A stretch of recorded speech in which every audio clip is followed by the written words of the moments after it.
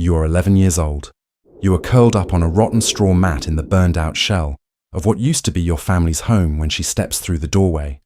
She smells like expensive incense. She smiles like a mother, but her eyes are as dead as winter water. She reaches down, gently brushes the black ash from your cheek, and asks if you would like to come somewhere warm. You haven't eaten in 3 days. Your parents are fresh graves under the rice barn. You say yes.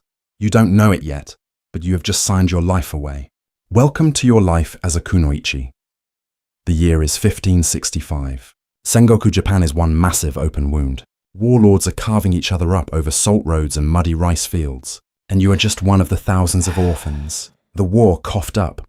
The woman who took you, Lady Chiyome, tells the outer world she runs a house of mercy for displaced girls. A sanctuary. The villagers nod and ask no questions, because feeding starving children is what holy women do. That is exactly what she wants them to think. They give you pure white robes. They tell you that you are going to be a miko, a sacred shrine maiden. It sounds beautiful. It sounds holy. It sounds safe. You are entirely wrong about all three.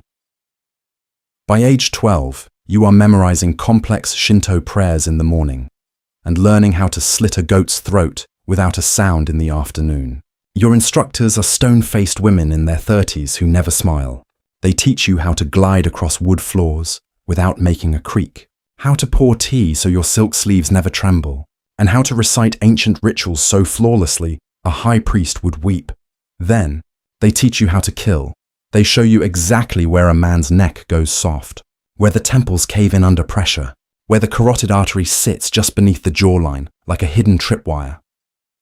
It is 12 hours a day of deep bruises, sliced palms, and a heavy bamboo rod cracked across your bare shins. Every single time your local peasant accent slips through your forced noble dialect, you bleed through your white robes. You learn how to bow perfectly while bleeding.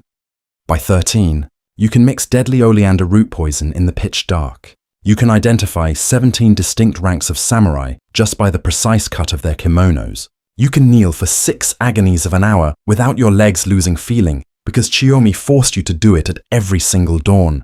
The alternative was the whip. But the hardest lesson is the unspoken one. You have no friends. The girls sleeping on the mats beside you are not your sisters.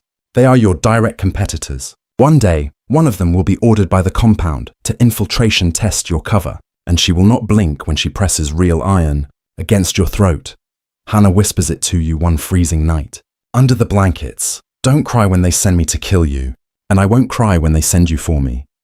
You hold her hand under the heavy fabric. You both pretend you aren't doing it. You are 16 when they hand you a small scroll.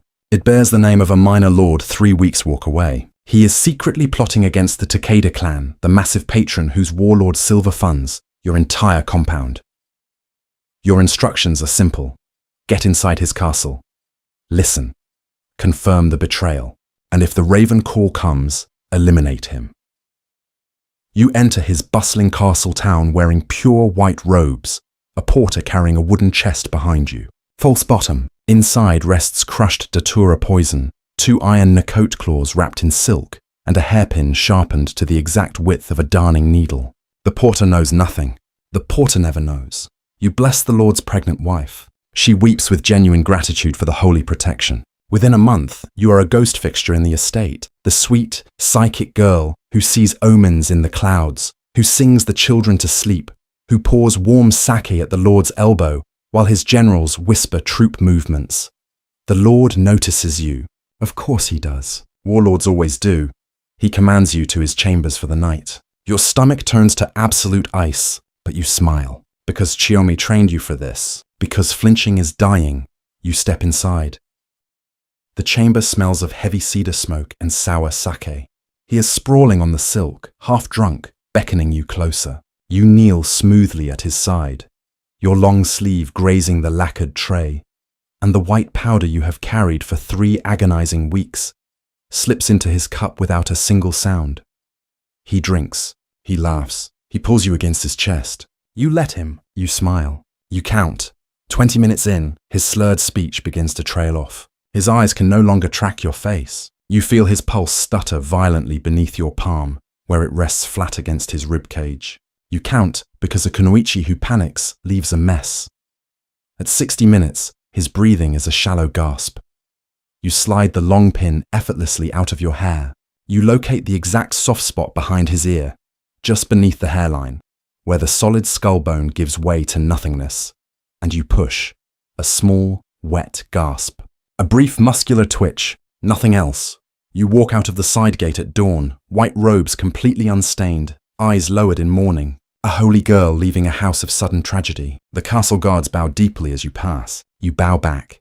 You vomit in the thick cedar forest 2 miles later, your hands shaking so violently, you drop the metal hairpin twice in the dirt, trying to clean the tip. Then, you bury the shaking deep where it can never reach your face again. And you keep walking. By 17, you are Chiyome's absolute top operative. By 18, you have executed 3 more men and seduced 2 who didn't even need killing. Just listening to. You wake up one morning in a Kyoto Pleasure District house. You don't even remember falling asleep in. You sit up instantly, reaching for the sharp iron pin beneath your pillow before your hand even reaches for the lamp. The weapon first, the light second. You hold the cold metal in the dark for a long minute, and you realize you don't feel anything at all. No pride, no shame, just the familiar weight of cold steel. Hana is sent west to Owari province in the spring of 1568. She never returns. 3 months later, a traveling porter passing through your mountain compound casually mentions a wandering Miko found floating face down in a river. Hairpins still pinned neatly through her hair, her throat sliced open from ear to ear. There are no funerals for shadows. You take the wooden name tablet from the shrine wall, and you scrub Hana's name off the wood yourself because that is the rule. You do not cry, because that is the rule too. That night, completely alone in your tiny stone cell, you bite down on your thick sleeve until your teeth taste hot blood, and you make a sound that absolutely no one will ever hear. You are 23 when they finally send you against a target who employs handlers of his own. You take your place as a domestic servant in the coastal compound of a Hojo clan retainer. It is a grayer, colder territory where the sea wind carries raw salt straight into your lungs. You learn his habits. You wait. Then, a quiet maid you have worked side by side with for 2 full months pulls you into the blind corner of the steaming laundry yard. She whispers to you in flawless, localized Edo dialect. She tells you she knows exactly what you are. She is not your friend. She is not your sister. She is a Hojo hunter. She has watched you for 6 weeks, and her kill order just came down from above. Run or fight. Your hand is moving before your conscious brain can process the threat. The pin slides out of your hair. 2 iron Nakoti claws snap onto your fingers from your wide sleeve, and the wet laundry yard dissolves into a horrific blur of twisting white linens, spraying hot water, red blood, and a single, short, wet gasp. Her eyes go wide with shock. Yours do not. The Takeda clan utterly collapses in 1582.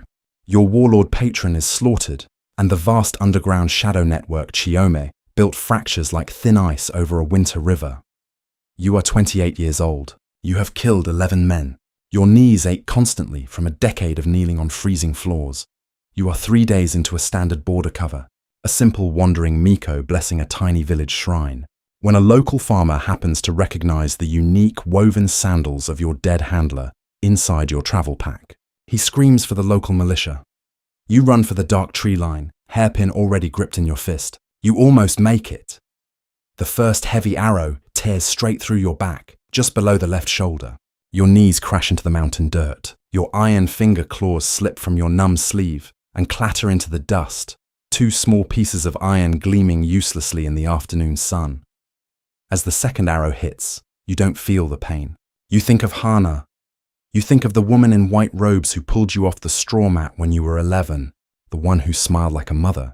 You think, she should have left me there to starve. Lady Chiyome will scrub another wooden tablet clean in a shrine miles away and assign your stolen identity to a new 16-year-old girl with a hollow stare. You were a shadow in white, a needle in the dark. You were the blade she polished until there was nothing left. Subscribe and remember the shadows they crossed out.